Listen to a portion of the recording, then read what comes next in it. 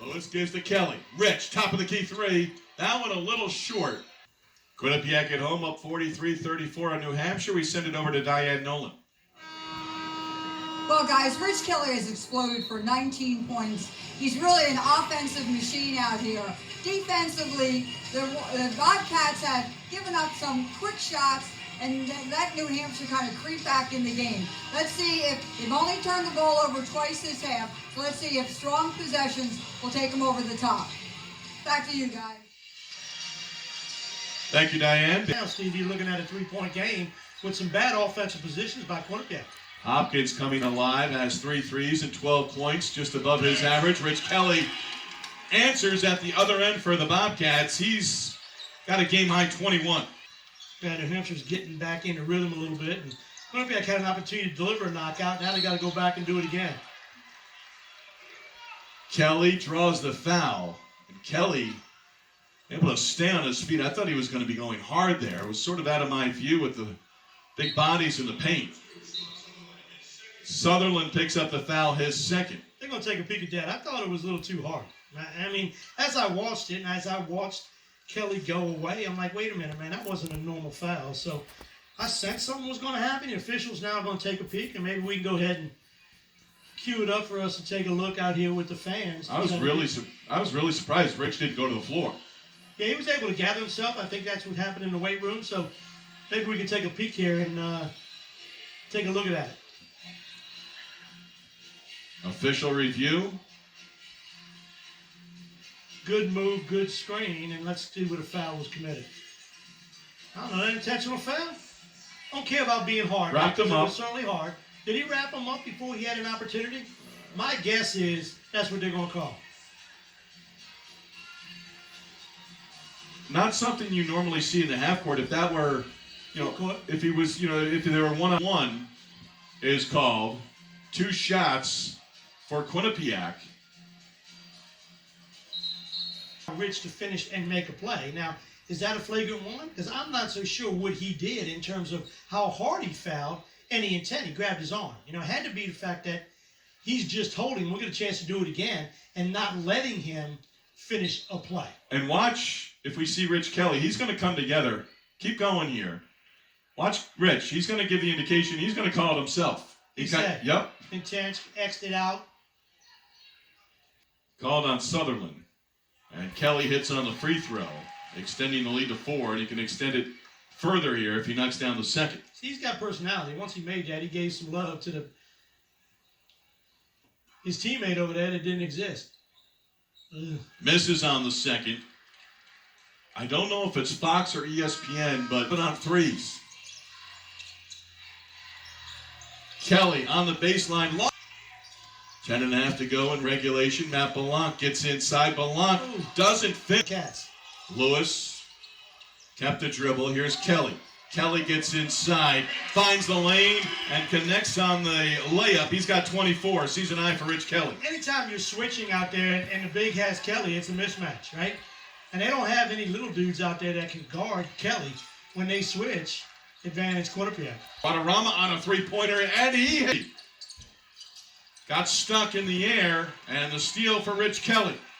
Strong side, weak side, and see what we get.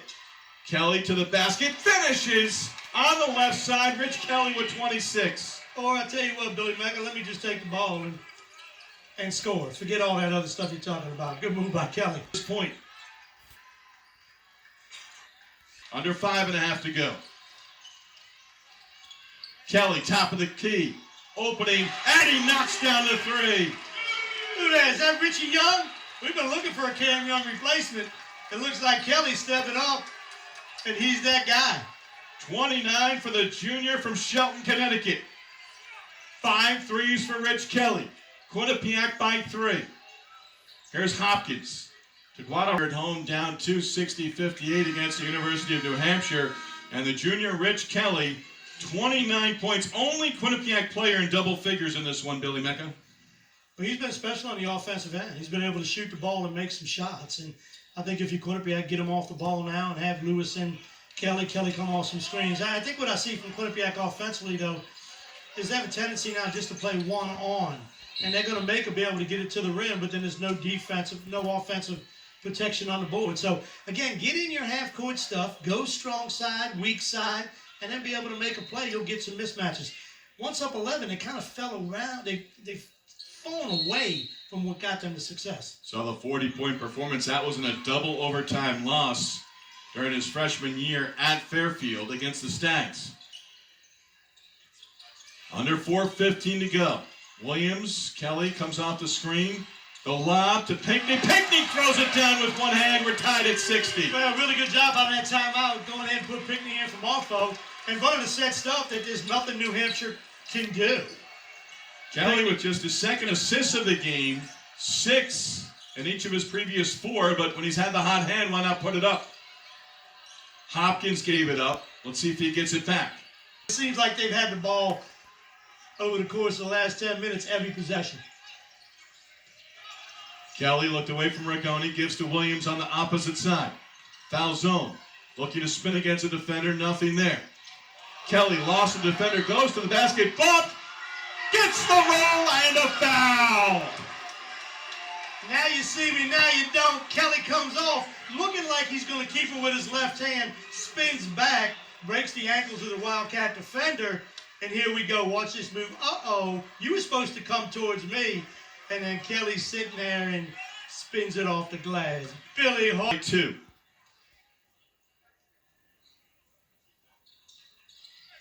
Three-point Quinnipiac lead.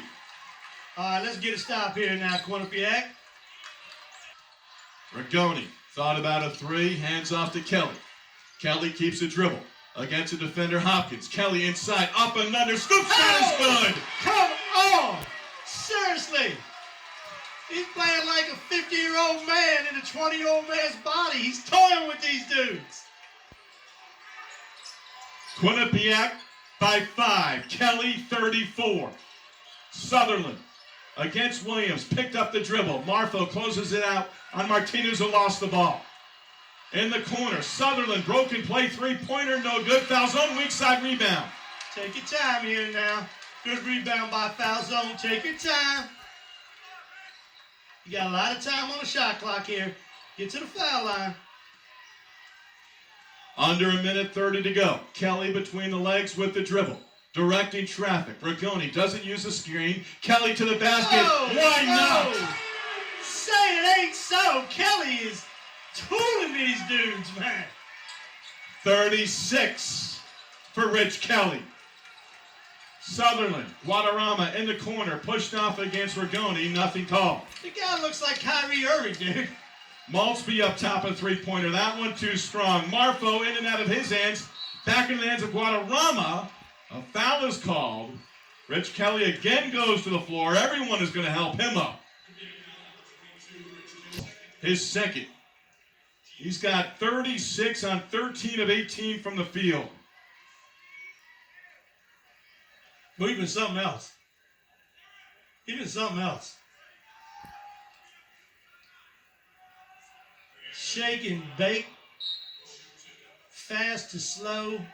Again and again, just ability to get to the paint and finish. Does a great job with head fake. Slows his body down.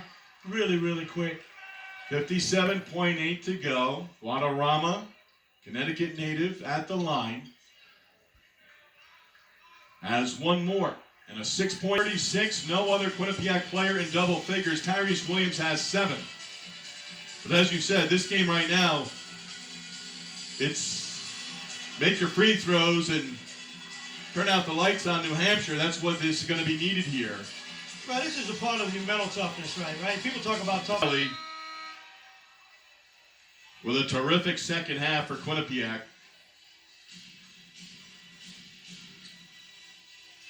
28 of his 36 here in the second half.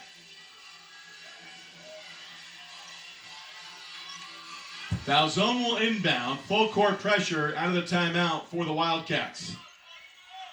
UNH one timeout remaining. Quinnipiac two more.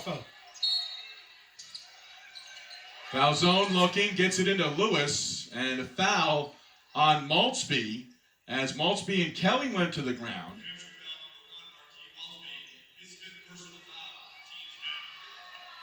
Rich Kelly is going to go to the other end. He was squatting down for a moment and now hobbling over towards the bench here. Not sure if he fell on his knee awkwardly or not. 3-point game. I didn't get a chance to see that one, Steve. I was watching Marfo and trying to figure out, did they want Kevin Marfo to have the basketball because he was wide open? But made a little wrinkle with Kelly, always knowing that they could go to Marfo whenever they needed it. So really good job over there by Quinnipiac's bench. After tonight, it's got some days off before they ball up again. So Kelly's going to be banged up a little bit. Bobcats will have finals for the first semester during the upcoming week on the road at Maine next Sunday. Talked with Ryan Harkins before the game, said, you know what? It's one of those trips where I'm glad I'm not going to be on a bus to Maine. Because Maine to me is a lot like Florida. Just because you get into the state of Maine, still you have a long way to go. Yes, you do. Kelly, 1-1. 19 fouls now on New Hampshire with 48 seconds remaining. Misses on the free throw. One possession game. Got no, and the Bobcats here at home in front of a terrific crowd at the People's United Center pull off the victory 75-67 against New Hampshire. Rich Kelly with 36 in the win. Yeah, he was special, was able to put the team on the back. And again, it's a team that Quinnipiac trying to find their identity on the offensive end as Cam Young leaves and graduated from Quinnipiac, right? Who's going to take over the scoring today? Certainly, it was Rich Kelly, and every one of those points, Steve, was needed down the stretch. Bobcats with the win improved to 3-4 on the season, avoid a third straight loss with the victory against the University of New Hampshire Wildcats, who dropped to 5-5 on the year. Rich Kelly, 28 of his 36 in the second half. A terrific performance by the junior, and the Bobcats earned the victory here tonight, hitting enough free throws down the stretch to notch the victory. So he was able to do some things that you would just look and started shaking your head, right? When you go SMH when you do text message and shake my head, he had a couple of SMH moves for the Bobcats. So Kelly, as Bill Harrion kind of holds both hands to his head, shaking and getting rid of the tie as he goes to the locker room. And Diana Nolan right now with Quinnipiac head coach Baker Dunleavy. Thank you so much. Best of luck. Now we got Rich Kelly coming in. Okay, Rich, what a performance. 28 of your 36-point second half. What was clicking for you? Guys are just finding me. We've been building chemistry in practice, and the shots just went in. Well, you're able to switch directions, go right, left, little head fake, scoop, slice defenders. You had it going today. Thank you. Yeah, I attribute that to Coach B in the weight room. Helped me with my change of direction. Well, you can see that. And I thought on the defensive end, you were able to pick up the switches and really, take control on the outside. Thank you. Yeah, we did a great job being connected tonight on defense. That's something we have to improve if we want to be a great team, and I thought tonight was a good effort. It looked like you came out with a lot of energy. It seemed like the communication was like up a notch than it had been. Yeah, I mean, we're not satisfied with how the season has went to this point, so we know things have to change. We have to get better. So tonight was a great step for that. That was a gutty performance. That's a good team out there you just beat. Thank you. Yeah, they were good. Hopefully one day at a time, just keep getting better. Good luck. Thank you. I appreciate it. All right, guys, there you heard it from Coach Dunleavy. Happy with the win. Rich Kelly exploding on offense. Back to you. All right, Diane.